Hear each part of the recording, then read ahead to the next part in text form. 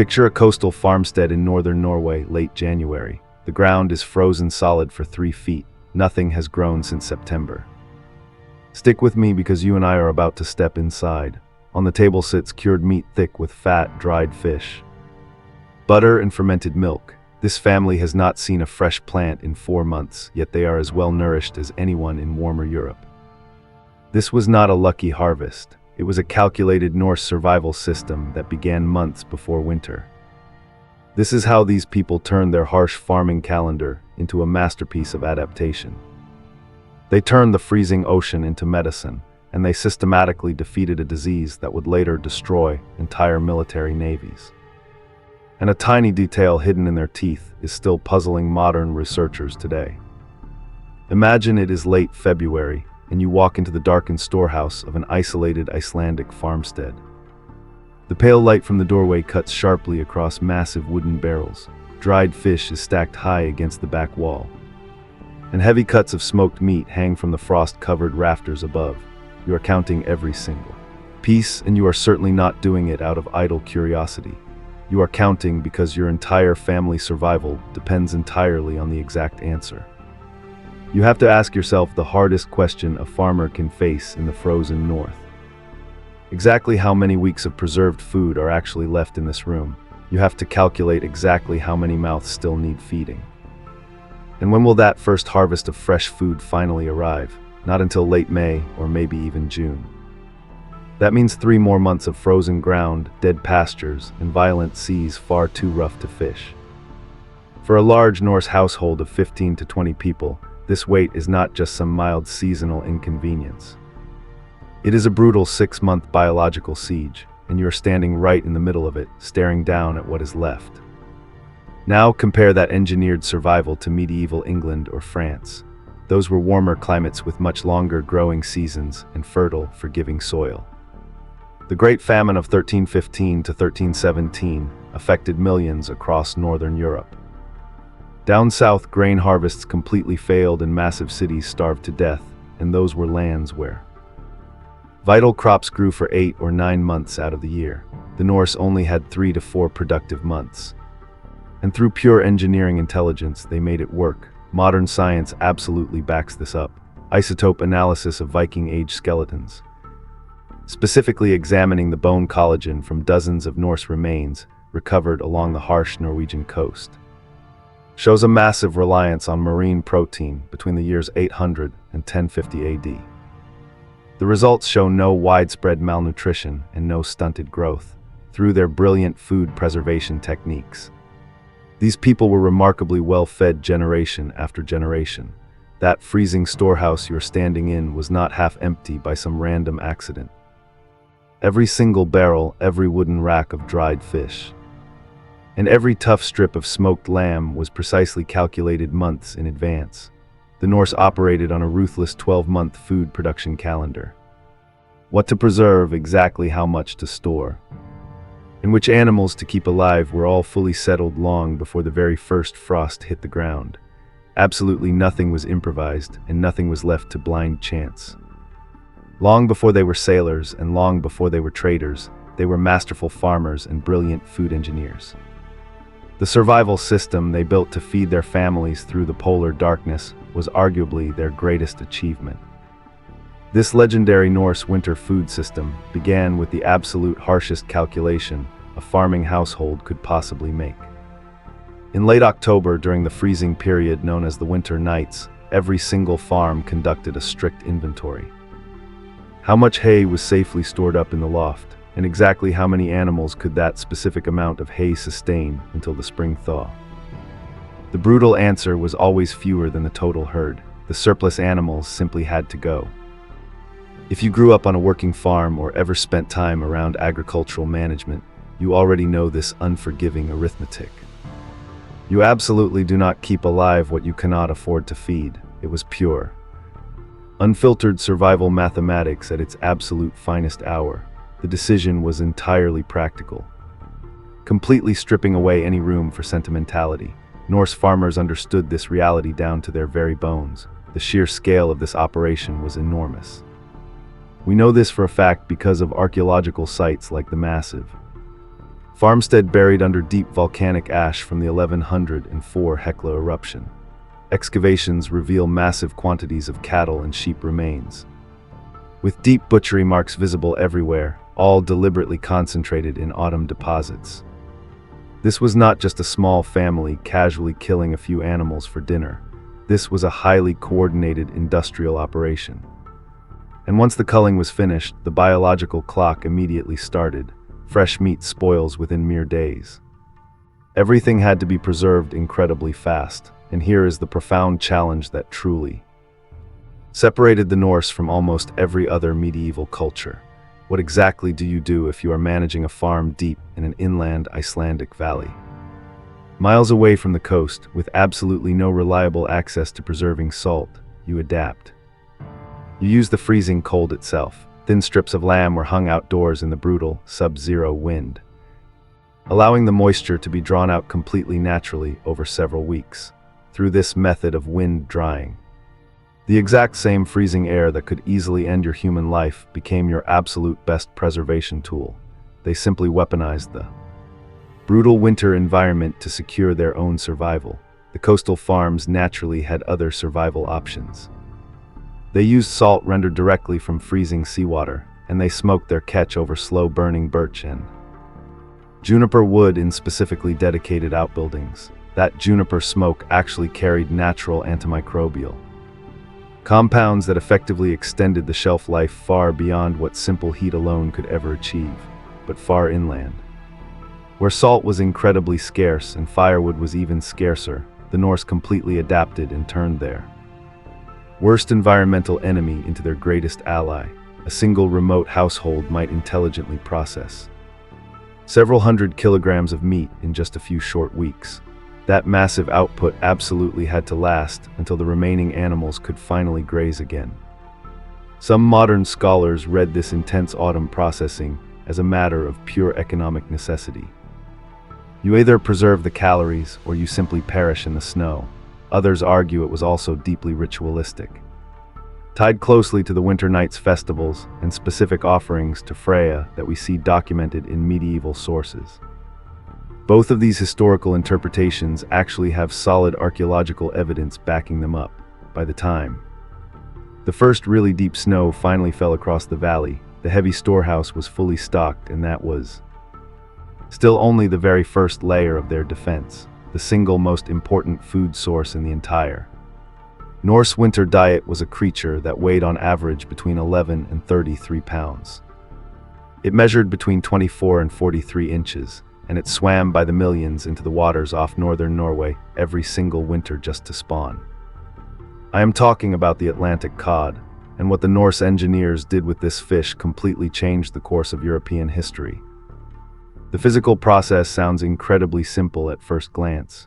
You just split the fish open, remove the heavy head and the central backbone, and hang it outdoors on a basic wooden rack. Then you wait. But that simplicity is entirely deceptive. Creating true stockfish, which is cod dried on open wooden racks in the freezing coastal wind, requires a precise combination of temperature, humidity, and airflow that almost nowhere else on Earth provides naturally. The brutal climate of the Lofoten Islands happens to be one of those incredibly rare places on the planet. The winter temperatures hovering just slightly above the freezing mark perfectly prevent any rapid bacterial decay.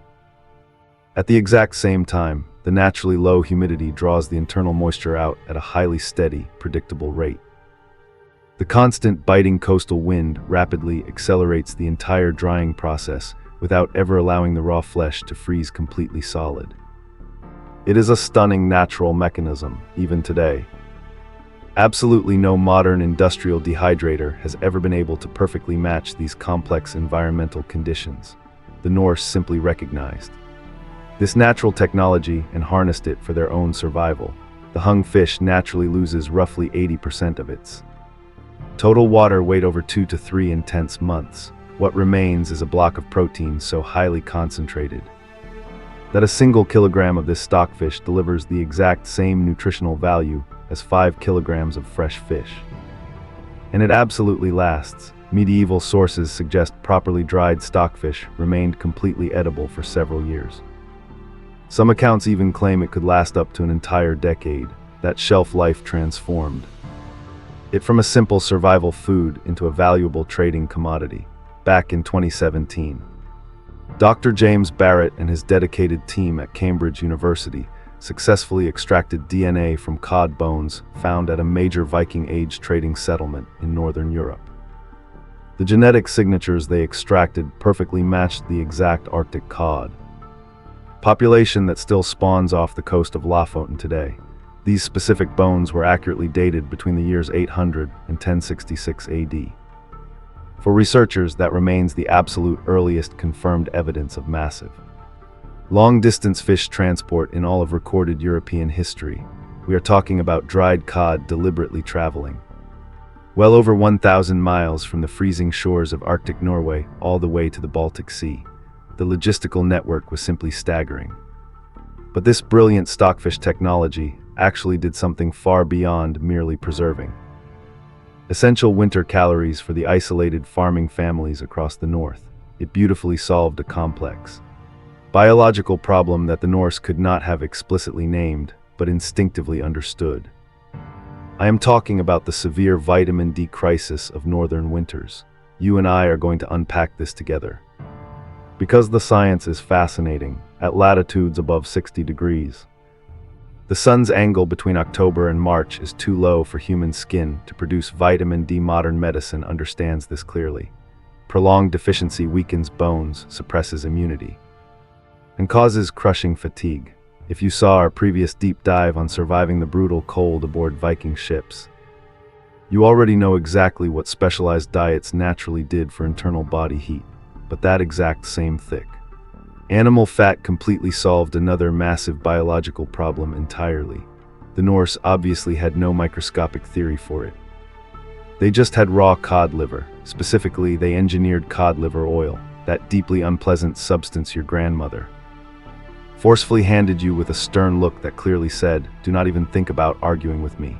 That very same oil was an absolute Norse survival staple for many centuries before anyone clinically understood why it actually worked. They systematically rendered down the raw livers, safely stored the dense oil in sealed jars and heavy animal skin containers, and deliberately consumed it throughout the entire dark winter. The adaptation worked absolutely beautifully. It completely tasted like something that had gone horribly, dangerously wrong, but they drank it anyway because they understood the brutal mechanics of survival. Today, the global omega-3 supplement industry is worth absolutely billions of dollars. You can walk into almost any modern pharmacy right now, and you will easily find neat little cod liver oil capsules lined up carefully between the daily multivitamins and the expensive fish oil gels. Millions of people eagerly pay very good money for what is chemically the exact same raw substance a Norse fisherman's wife efficiently rendered in an iron pot over a smoking longhouse fire. It is the exact same fatty acids from the exact same source animal. The only real difference is the modern marketing. But even with the brilliance of stockfish and extracted cod liver oil, the Norse food system actually featured another massive layer of defense. And this one involves a biological technology they originally developed entirely by accident. If exploring that kind of deep engineering detail is exactly what keeps you watching, hitting like genuinely makes a huge difference for supporting this historical channel.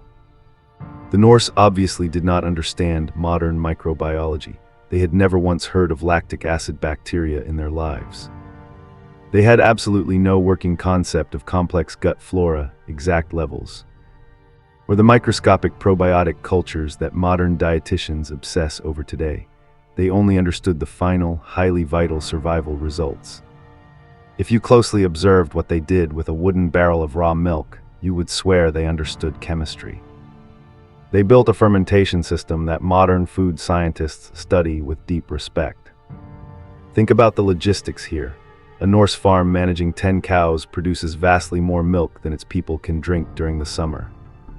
Milk does not wait, it spoils fast. So, what do you do with that massive biological surplus? When you lack refrigeration and the winter freeze is 3 months away, they engineered skyr. That thick fermented dairy product is currently marketed worldwide as a Scandinavian health food. but it was heavily documented in Iceland right from the earliest settlement period. Around the year 874 AD, archaeological residue. Analysis at isolated Icelandic farm sites has completely confirmed its widespread presence. The biological trick behind this preservation was brilliantly simple, yet highly effective. You take a spoonful of yesterday's fermented skyr, stir it directly into a fresh vat of warm milk, and then you simply walk away. By the next morning, the milk has thickened, gone intensely sour, and transformed into a high-protein survival fuel that will not spoil for months. No one living in the Viking Age could have scientifically explained exactly why this microscopic bacterial reaction worked. But they clearly knew how to intelligently harness this invisible technology to keep their families alive until the distant spring thaw finally arrived. Let's look at this piece by piece, shall we? The microscopic bacteria doing the heavy lifting never got the credit, but the result was undeniable. You get a thick, sour dairy product, packed with protein, capable of sitting in a freezing outbuilding for months. But the real genius of this Viking survival system lies deeper. It preserved the one thing the Norse desperately needed to stay alive: vitamin C. Fresh milk only holds a tiny amount, and standard methods like heating, drying, or heavy salting destroy the nutrient completely. Lactic acid fermentation, however, locks it in. Combine that daily fermented dairy with organ meats and preserved forage plants throughout a brutal winter, and it creates a perfectly engineered nutritional safety net. This system provided just enough nutrients to hold off a fatal deficiency that would absolutely decimate later European naval fleets for hundreds of years. And then there was the byproduct they called syra, the liquid whey left over from pressing the milk. They drank it naturally, a sharply sour liquid loaded with essential minerals. But they also figured out an incredibly clever secondary use for it. The Norse discovered that if you submerge raw meat, freshly caught fish, or even dense shark flesh directly into the whey, the high acidity completely stops the decaying process. No expensive salt required. In isolated northern territories where salt was a rare and difficult commodity to extract, this chemical adaptation was nothing short of brilliant. Right up until the 20th century, Icelandic families still maintained dedicated rooms purely for dairy fermentation. Archaeologists have dug up the original wooden barrels and massive storage trunks at historical sites like Sturm. Think about that for a second, 1,000 straight years using the exact same methods. You never keep doing something for 10 centuries unless the engineering is flawless. Anyone who has eaten sharp sauerkraut, spicy kimchi, or authentic sourdough bread has tasted this exact same biological principle. Controlled fermentation is not some trendy modern health craze. It is one of the oldest, most reliable food technologies on Earth, and the Norse mastered it. Today, the global probiotic market is worth tens of billions of dollars. Today, wealthy consumers pay premium prices for cultured health foods that their own grandparents made at home without a second thought. The Viking settlers were not selling branded wellness products. They were simply engineering ways to keep their children alive through the freezing winters. But the underlying nutritional science is completely identical. Between the 16th and 18th centuries, scurvy became the single greatest physical threat to European maritime expansion. Conservative historical estimates suggest this horrible disease contributed to the painful loss of roughly 2 million sailors.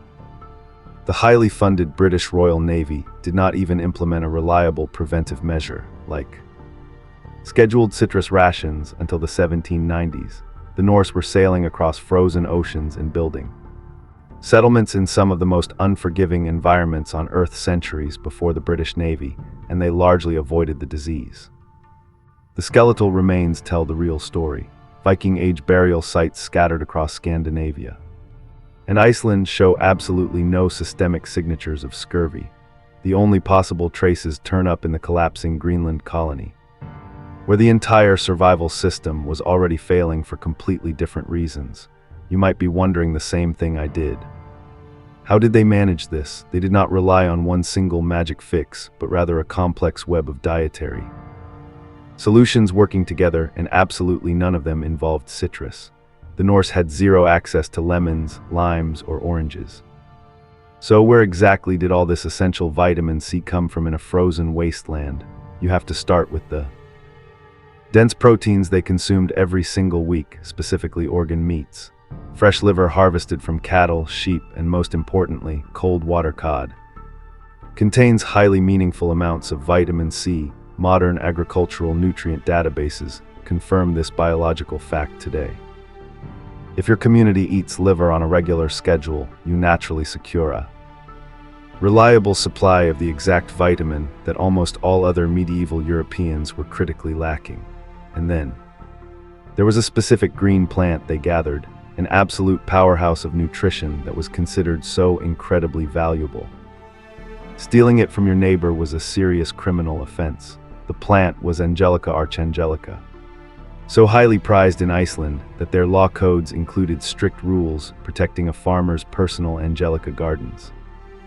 The Norse also gathered scurvygrass, Cattleya officinalis, a stubby coastal weed packing an extraordinary vitamin C concentration, far higher than most cultivated farm greens. Wild cloudberries, lingonberries, and bilberries were harvested in the short summer, then preserved by drying or storing in honey to be rationed out well into winter. Finally, fermented dairy closed the nutritional gap. The clever lactic acid process in their skyr and syra retained the essential vitamins that traditional heating or heavy salting would have absolutely ruined. Stick with me because this is where the intelligence of their culture truly shines. Absolutely none of this survival data was written down in a formalized medical textbook. The knowledge was passed directly from mother to daughter and from farmer to farmer, built entirely through generations of sharp observation and relentless practice. If your own family ever kept a stubborn tradition of preserving foods in a specific way without quite explaining the underlying chemistry, you have seen this exact same kind of practical engineering at work.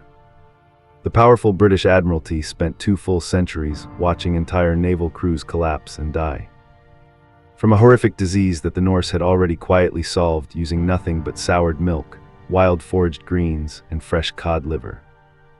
If you had asked the decorated admirals of the Royal Navy in 1750 what their official strategy for preventing scurvy was, the only honest answer would have been that they were still working on it. The Viking settlers had completely closed that case roughly 800 years earlier. But there is one more fascinating layer to this story, and it clearly reveals the harsh physical price the Norse ultimately paid for their brilliant food system. Modern researchers at the University of Iceland recently examined 51 human skulls excavated from the Skeljastaðir farm in Thornjorsardalur. These specific individuals were all buried in the freezing earth right before the devastating Hekla volcanic eruption in the year 1104.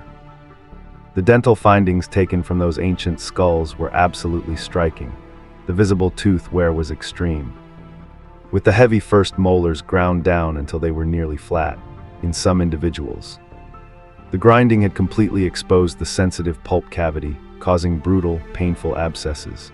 The primary culprit behind this massive damage was their daily bread. Norse flour milled on hand-operated stone querns always contained microscopic grit, every single bite of their flatbread was literally sanding down their tooth enamel, and their highly acidic fermented dairy drinks, mysa and syra, only accelerated that chemical erosion. But here is the fascinating paradox, and it is the exact detail that gets modern dental researchers so incredibly excited when they look at the data, despite experiencing all of that severe structural damage. Actual cavities were surprisingly rare among the population. The underlying reason is purely chemical and incredibly simple.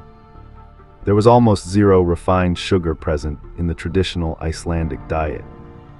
Without that sweet fuel feeding the specific bacteria that causes decay, their teeth slowly wore down to the gum line, but they never actually rotted. Now you and I need to compare that pristine dental record to the Swedish Viking settlement at Varnhem. Intensely studied by Carolina Bertelsen and her archaeology Cal team in 2023. In that specific community, a staggering 62% of the adults had at least one painful cavity. So what exactly caused such a dramatic difference between the two groups? It all came down to expansive trade. roots bringing in highly starchy and sweetened luxury foods. Wealthier settlements had soft bread baked with honey, sweet mead, and expensive imported fruit. Trade brought immense wealth, but it also brought sugar, and sugar immediately brought decay. The most isolated farming communities paradoxically maintained the healthiest teeth, a grim biological pattern. That would only accelerate across medieval Europe. The Norse dealt with brutal tooth wear, deeply painful bone infections, and absolutely no anesthesia. Bertelson's research team even found perfectly filed holes manually drilled directly into infected molars, likely as a desperate surgical attempt to relieve the agonizing pressure. Viking-age dentistry absolutely existed in the frozen north. It just looked nothing like the medicine we rely on today. Look at that historical Norse dining table one more time. That smoked lamb was a living animal in October. The dried stockfish was swimming off the coast of Lofoten in February. The skyr started as fresh summer milk, cultured using a tradition older than the settlement itself. They executed 9 grueling months of tactical planning, processing, and secure storage just to survive 6 punishing months of total darkness. The Norse engineered a completely self-sustaining nutritional system that systematically addressed every single biological deficit their harsh environment imposed. They were extracting vital vitamin D from raw cod liver centuries before anyone in the world even knew what a vitamin was. They prevented deadly scurvy using wild foraged plants and expertly fermented dairy, while future empires would lose entire fleets to the exact same condition. They kept winter calories stable using dried fish, creating a survival ration so efficient it powered trade networks across a continent. The most staggering part is that none of this was ever written down. It was practical engineering knowledge, passed forward through relentless daily practice and sharp generational memory. If the brilliant engineering behind how ancient people actually survived is what brings you to this channel, subscribing means you will not miss the history we uncover next. Every single modern pharmacy today proudly sells the exact same nutritional supplements that the Norse quietly stored in clay jars. Every high-end health food aisle in the modern world now heavily stocks the exact same cultured bacteria that tough Icelandic farm wives were quietly brewing in freezing wooden barrels. The modern biological science eventually caught up to them. The flashy corporate marketing eventually caught up to them, but the genuine functional knowledge, the absolute mastery of knowing exactly how to keep a human family alive, healthy, and thriving through half a year of brutal freezing darkness was already firmly in place. You and I can see the proof of their genius today. It was all happening 1,000 years ago, quietly engineered on a heavy wooden dining table in the frozen north that most of the civilized world would never even hear about.